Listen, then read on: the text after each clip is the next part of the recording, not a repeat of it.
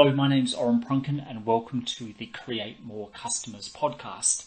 In this episode, I'll be talking about why getting back in contact with prospects is important, what the new algorithms social channels are using, why visual content works, how to do business development, a process of business development for content, a process for content creation, what makes quality content, why testing content on social channels is important, how to target well via social channels, and how to easily distribute audio.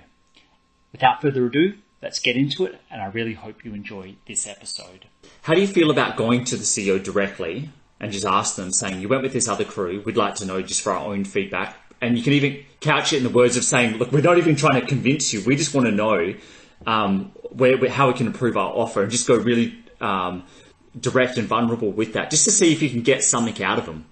Oh no, sorry, I mean the current CEO, because they made the buying decision to go with someone else. Like literally say the words, we're not trying to sell you, we accept the decision. We just like some feedback of why you went to them. What are they offering that the market's not that appealed to you? And then use that as your market research. You're going to be in the same situation that you are currently. You've already lost. This is just asking to get a little bit extra feedback. And if they say no, get lost, you're in the same position that you're already in. And that's why I ask, are you comfortable perhaps just even trying that, just to get a little bit of intel and market research of why they went that direction? And that might, if it's just a personal relationship, that kind of says something. But if it's not a personal relationship and it's something about your offer, they may give you the clue of what the decision was, and you might be able to implement something that in. If it's just pricing, for example, we'll never know unless you ask, but you won't be in this position to know if you don't ask. And if you do ask and get no, you've nothing ventured, nothing gained, you've lost nothing. That CEO now that made that buying decision however long ago might be like, this product that we chose isn't as good as we thought. Because you're out of sight, out of mind, they've forgotten about you. Just getting back into getting back into contact with them may trigger them to go, you know what? We had these storms, all of the things that you just said, the size, the power, all of that stuff. We actually are looking for a new solution. And just by you getting in contact to ask why, they actually may ask you to put a proposal in. So I don't think there's anything harmful about getting back in contact. Worst case scenario, they're going to tell you to go away. Second best scenario is they're going to give you the actual feedback, why they didn't go with you. And in the best case scenario, they're like, actually, these things that we're currently using aren't working out. Could you give us a proposal? So I think there's a lot of value in just going back to them and risking getting told no to all of the points that you just raised then. I think you really need to go with more of the social channels. And to your point, so you had that video, just going back in conversation, that did whatever you said, it was about 100,000 views. I would much rather and this is purely going on the context of how social channels are working these days. They're going more to about interest based. So if you put something up that's interesting and people are engaging with it, that 100,000 or whatever, platforms are starting to reward that more so and not show it to your fans, followers and friends. So it all used to be about how many followers did you have, and the platforms would show it to how many followers, fans, friends you've got. Now it's switching it up to what you're doing is if you're getting great engagement, they're going to show that to more and more people. So because of the algorithm, they just want people to stay on there. And when you're 10 years ago, you're into stuff that you're no longer into now. So people change with their friendship groups, so they don't necessarily follow the stuff that you're into. But around interests are relevant to everyone. Where I'm going with this conversation is if you can make as much content as you possibly can, do as you did with the Facebook ads. You're getting whatever's getting 100,000 views, then you have a piece of gold out of all of this. So instead of trying to guess, and this goes back to all the stuff we talked about in startup land, is instead of trying to guess what the market wants, put something out there, see how they respond, and then double down on that. Doing the same thing with your content, creating as much as you possibly can, putting out there, see who responds to it. And I'm just going back to the example you gave with the 100,000 views. Then you've got something gold, then put some money behind it. Whether that is television, I'm not so convinced about TV. I'm not so convinced about TV. Maybe streaming, if you did it on streaming channels, or putting it behind all your Facebooks, your Instagrams, your LinkedIn to your TikToks. So putting ad dollars behind the stuff that's working, but put stuff out organically, just like in Startup Land we were talking about, seeing what the market actually likes and doubling down on that. So I'm just twisting what your strategy just a little bit on its head and changing it around. So instead of just going straight for the commercial, see if you can find what's working beforehand. You know what's going to resonate with people, then putting your ad dollars behind that, whether that is just recreating the video for Facebook or actually putting it on a paid TV channel as well. So if you can do something like that, I think the strategy is going to be really good. And also, you know, Instagram Reels, TikTok, and YouTube Shorts. You've got video content, highly engaging video content. If you can start to use those platforms, especially TikTok, you know, if you created, 100 different videos, it doesn't even need to be good production, just going down to in situ, using how it works, why it works, all of that kind of stuff. My personal gut feel, and this is one person's subjective opinion, my intuition says that you are going to get a ton of interest, people going, wow, this is really, really cool. Everything you've just said, once people see the product, they're blown away. And I think there's two ends of the spectrum. The end of the spectrum that I just talked about before, can you get as many people to experience that as possible? And some of those social algorithms, the ones I mentioned, you know, TikTok, Instagram Reels, and YouTube Shorts, they're all 15-second videos, 15-second super short videos. They appeal to what you're doing because you've got such a visual product. They will go gangbusters. I've posted some stuff, like ridiculous, like trampolining stuff, and they're getting, you know, several thousand views on those. Just ridiculous, like 5-second clips. With yours, if you're doing lots and lots of those, you're going to get one that's going to take hold and catch fire. So that's one end of the spectrum. The other end of the spectrum, to your point, is can you specifically target those people that you want to target? You mentioned those initiatives. We've talked about CEOs before. You literally could, on LinkedIn, find every single CEO of every single organization that you want to target. Like, I don't know how many there would be in the world, 1,000, 2,000 of them. It's not unlimited, right? But you probably know the number. Let's say 5,000, and you divided that by 365. I can't do the math off the top of my head, but that's what, 20 or 10, 15, 20 a day contacting them. Within a year, you've made contact with every one of those decision makers, and you could pitch them off the bat because it's such a good product. I don't necessarily know I want to pitch them off the bat, but I definitely want to reach out to them and try to network with them in some capacity, just so they know who you are.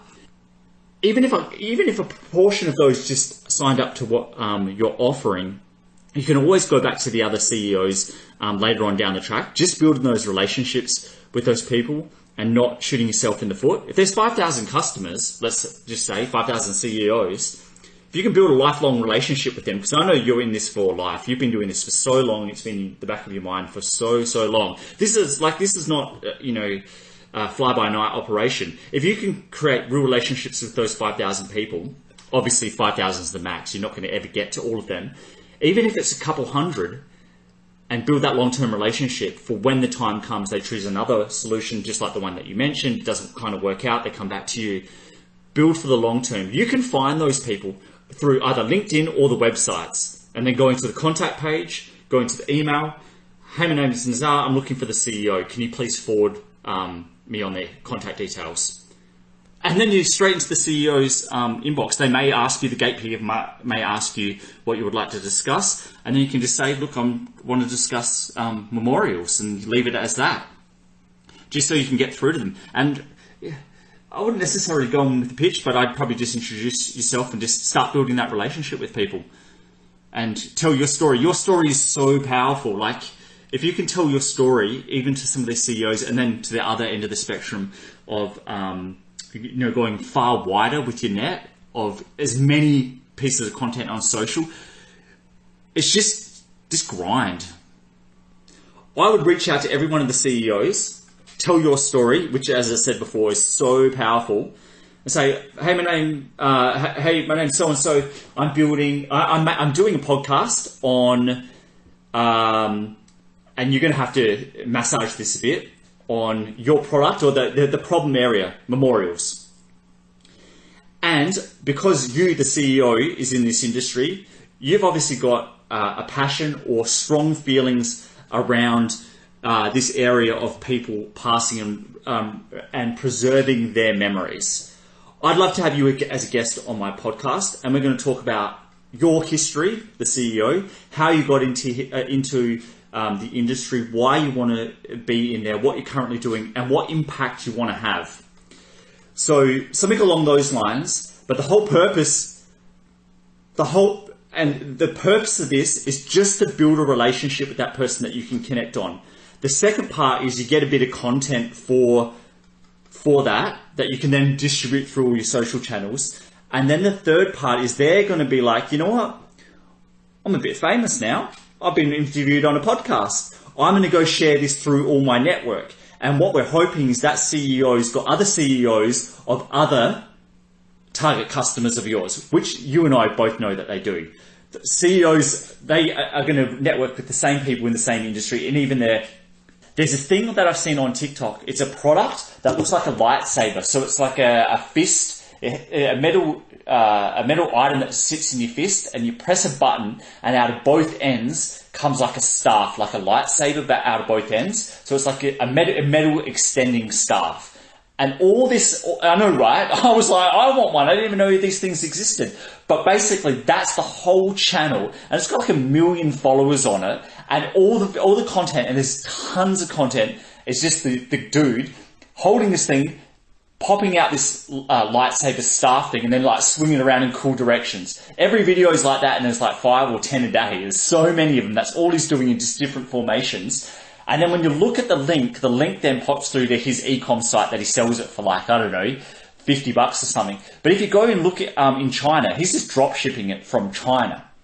But the point of that story is that he's got such a highly visual, compelling product that people don't even know about. I didn't even know about this thing. I'm like, oh, what one? But it's the same thing for you. You have got such a great, on the one hand, great product, but also it's so visually interesting when you go through and pull out your phone and scan and all of this stuff. Tons of those in just tons of different situations, as many as you can go. One of them is going to catch fire, and you're going to go off to the races like this guy has. And a lot of what we've talked about is a lot of work. Like, I totally recognize it's a lot of work and it can be overwhelming. I think if you could just chip away a little bit each day, even if it's like one contact per day, and you're eating the elephant one bite at a time, all of this stuff is like, it could be a full-time role, but I don't want you to get overwhelmed by all the stuff that I said. If you could do one of it, one on each end of the extreme, if you could do one outreach per day and maybe one piece of content, video content, written content, doesn't need to be long, under 15 seconds, couple sentences, and just put it out day in, day out, rather than just getting overwhelmed and going, oh my God, there's so much here, where do I even start? And then just get that momentum. Go down and just get as much footage in just one session as possible. Just get your smartphone out and just record everything. You might actually need to get their smartphone because yours is smartphone based, but both of you are recording exactly how it works, and just get as much. Don't judge if it's going to be good or bad. Just spend an hour or so getting so much content, and then just drip that out as you go, because it's just so visual. It's going to work there. She's going to know more about the formatting than you, as you said. Spend a day, half day, just getting that content, and then drip it over a month or 2 months or whatever. 100%. And all the stuff that you do in that one session is not only going to be useful for TikTok, it's going to be useful for Reels, it's going to be useful for YouTube Shorts, it's going to be useful, you can even post it on your Facebook page as well, because it's translatable to all of those platforms. So even if you're just getting one lot, you can distribute that through all of them and as many of them. And don't even just try to do it once. Wait a month and then just go back and repost it. The same people aren't going to see it the first month that see it the second month. So it's not like it's going to be an endless process. If you've got a good batch of it, that good library, just keep repurposing it over and over. And whatever's working, then double down on that. Or even redo the ones that are working well and get them a little bit more polished. Maybe even put a bit of a production value behind it like you did with your other commercials. But don't spend too much money or time initially. Just see what's working and then double down on them and repurpose everything. And that will take some of that overwhelm out of it. Get a library, 100, 200 different pieces of content that all demonstrate how it works, what it looks like, why they should use it, all the features, and then just go bananas. That's going to get people to listen. They're going to share that through their community, and it's just going to get more and more awareness. And they're going to be the decision makers that are going to help people make the decision of what you get when you get to that point in your life. The other thing that you mentioned just around Catholics and Greek Orthodox, you can actually target those hashtags, literally hashtag in the videos that you're doing on those three video platforms that I'm talking to you about. So you can actually target those videos to those hashtags, but then post the same video again to a different segment, i.e. so you can, a different hashtag. So it's going to hit completely different demographics. That's why I'm saying only get a library of 100 or 200 of these, but repost them all the time to different hashtags. They're going to show up for different interest groups on these platforms, and different people are going to see it.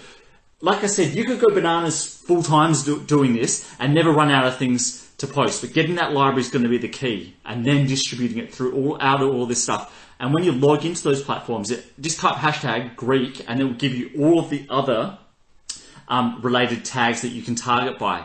It's just going to be a boon for you. Being the first, you're just going to get natural, it's going to rise to the top, and people are going to naturally, organically find that because no one else is doing it. I'd probably just do a search of, the podcast directories to see. My gut intuition says no, they're not. No one's doing that. And then going to all of those leaders around that area that you're talking about. You're building relationships with them because they're decision makers to help influence other people. They're going to share it with their network. People, like you said, Luigi, are going to go see this, and then the ball's going to go rolling. It hits so many different outcomes for you, not just getting, and you can get the content and just upload the video content as a 15-second grab of this person saying this is what we do in this culture as well. There's a service called Anchor FM. I think it's just called Anchor now. It used to be called Anchor FM. You can record and or upload, you record elsewhere and upload your MP3 into that. And then you can write the podcast episode title and notes. And then as soon as you publish, they then distribute it to, I think it's 8 to 10 different podcasting platforms, Spotify, Apple Music, what else do they do? Stitcher, all of the major platforms. They actually do the distribution for you. And they monitor.